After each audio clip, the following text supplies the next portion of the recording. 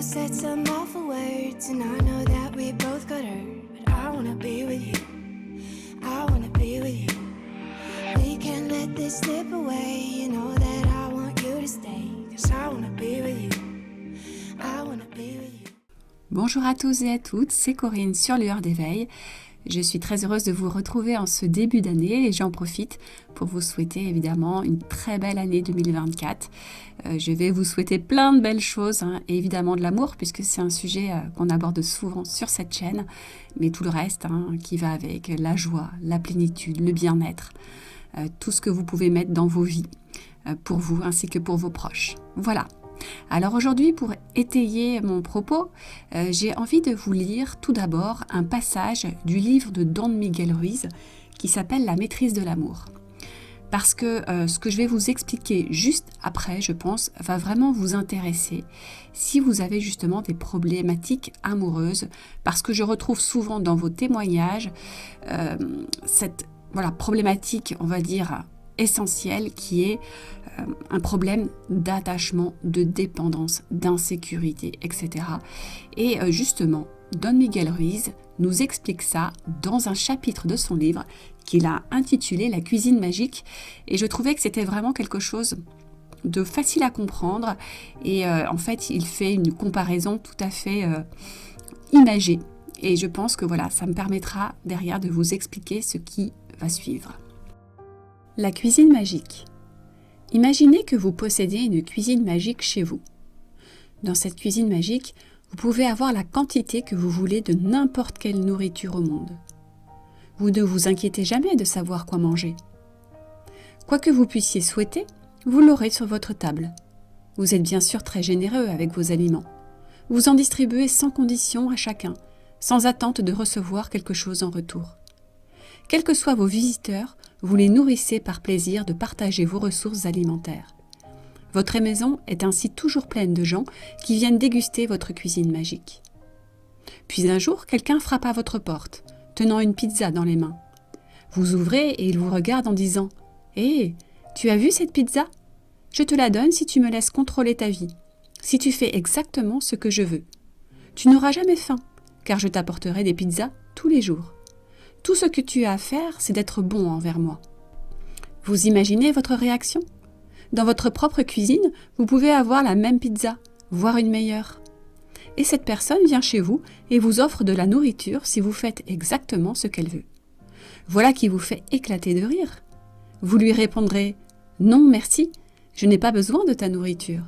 J'en ai plein. Viens, toi, dans ma maison et mange ce que tu veux. Je ne demande rien en échange. Mais ne t'imagine pas que je vais faire ce que tu désires. Personne ne me manipulera pour de la nourriture. » Imaginez la situation inverse. Plusieurs semaines se sont écoulées et vous n'avez rien mangé. Vous mourrez de faim, mais vous n'avez pas un sou pour vous acheter à manger. Le même individu vient avec sa pizza et vous dit « Hé, voilà à manger. C'est pour toi, à condition que tu fasses ce que je veux. » Vous sentez l'odeur de la pizza et vous êtes affamé. Vous décidez d'accepter la nourriture et de faire ce que ce type vous demande. Vous mangez un peu, puis il vous dit « Si tu en veux plus, tu peux en avoir, mais il faut que tu continues à faire ce que je veux.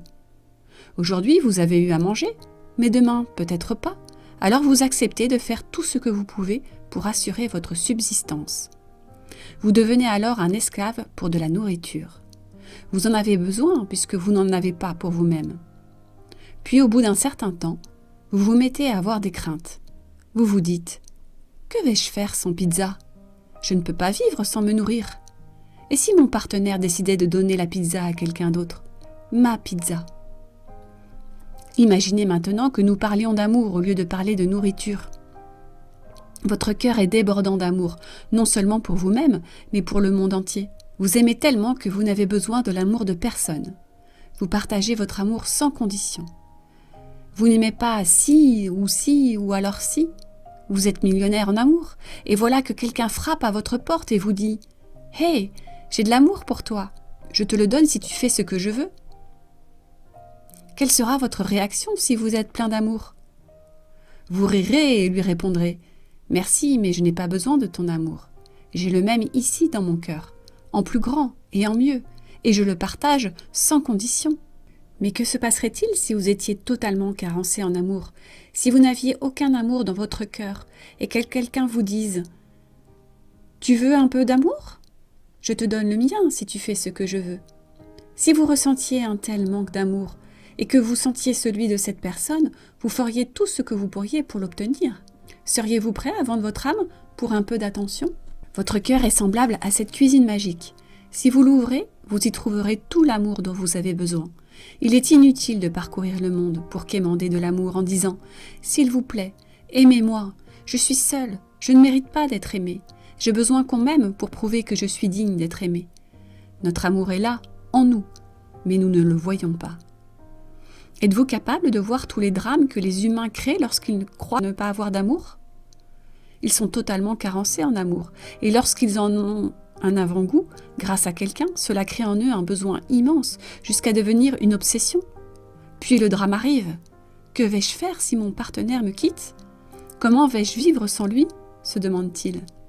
Ils ne peuvent vivre sans leur dealer, celui qui leur donne leur dose quotidienne. Et pour ce petit brin d'amour dont ils sont affamés, ils permettent à autrui de contrôler leur vie. Ils laissent quelqu'un d'autre leur dire que faire ou ne pas faire, comment s'habiller, comment se comporter, que croire ou non. Je t'aime si tu te comportes comme ceci. Je t'aime si tu me laisses contrôler ta vie. Je t'aime si tu es bon envers moi. Sinon, oublie. Voilà, j'avais envie de vous partager ce petit chapitre là du livre de Don Miguel Ruiz parce que même si effectivement c'est, on va dire, un peu caricaturé, mais ça exprime bien tout ce qu'on peut vivre en termes de relations parfois lorsqu'on est un peu dans le sacrifice pour justement aller chercher cette dose d'amour. Et moi, je reçois beaucoup de personnes qui se retrouvent justement piégées dans une histoire dont elles sont dépendantes. Elles ont tout donné et pourtant elles souffrent et se sentent abandonnées. En fait, plus le manque d'estime de soi, plus le manque d'amour de soi et de confiance en soi est bas, plus l'obsession d'un amour perdu ou impossible est grande, et plus la rupture finalement amoureuse est vécue de manière tragique. L'histoire de la cuisine magique de Don Miguel Ruiz explique bien ce mécanisme.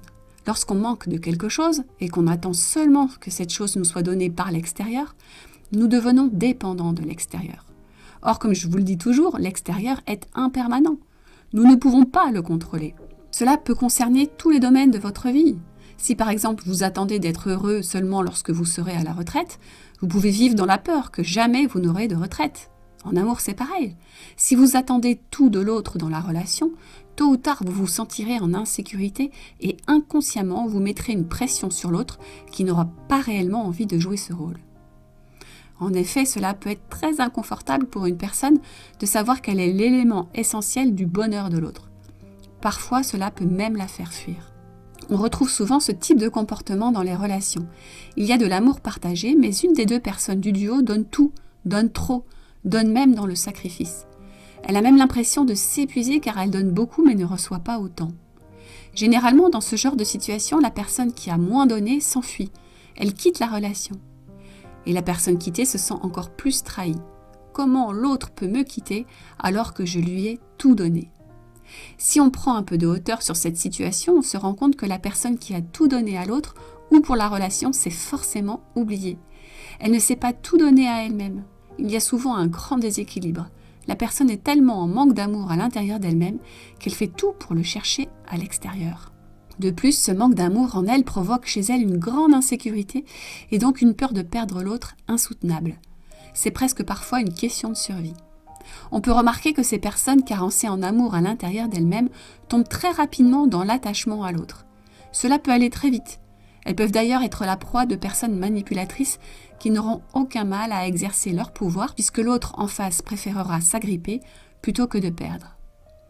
Ce qu'il faut comprendre, c'est que ce travail d'amour de soi, de confiance en soi, d'estime de soi sera une base solide pour vivre toutes vos relations. Vous n'aurez plus peur de perdre. Vous serez authentique, vous n'aurez plus besoin de porter de masque. Vous serez dans le respect de vous-même et de l'autre, sans peur, sans stress. Il y a une très jolie phrase qui dit « N'oubliez jamais que l'amour, c'est savoir être deux, sans cesser d'être un. » Alors pour trouver ce juste équilibre, observez-vous. Prenez suffisamment de recul pour examiner vos comportements, vos stratégies. Quand vous donnez trop, pourquoi faites-vous cela ? Quand vous savez que rien ne va plus dans la relation mais que vous vous y attachez quand même, pourquoi réagissez-vous comme cela ? Est-ce réellement de l'amour ou est-ce la peur de perdre l'autre ? Peut-être avez-vous peur de perdre le seul fournisseur d'amour dans votre vie. À chaque fois que vous pensez manquer d'amour, c'est que vous connectez à votre vide intérieur qui, jusqu'à aujourd'hui, n'a peut-être été rempli que par des sources extérieures.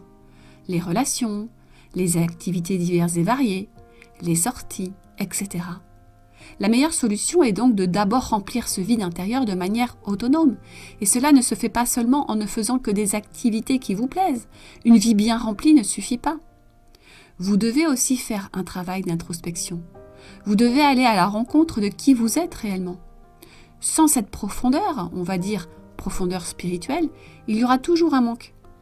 C'est d'ailleurs pour cela qu'une thérapie avec un psychologue est très intéressante, mais souvent insuffisante. Vous devez aller au-delà du personnage que vous connaissez.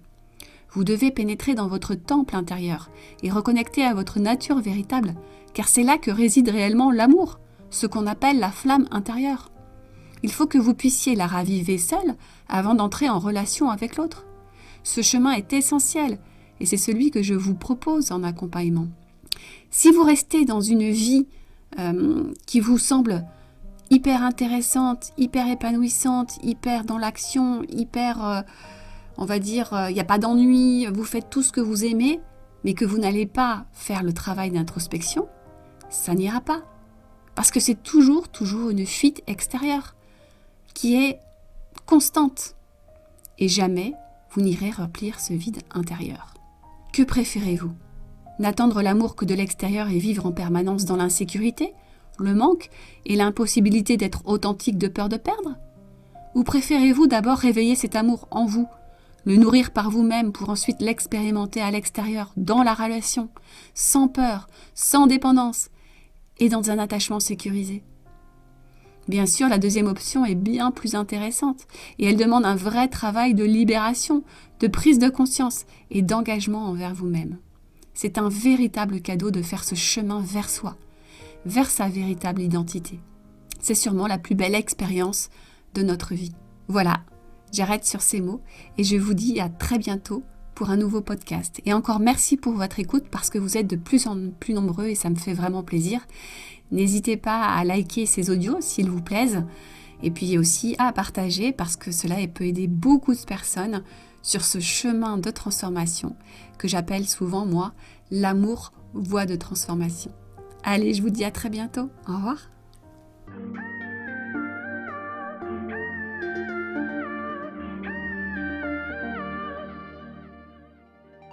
We both said some awful words, and I know that we both got hurt. But I wanna be with you. I wanna be with you. We can't let this slip away. You know that I want you to stay. 'Cause I wanna be with you. I wanna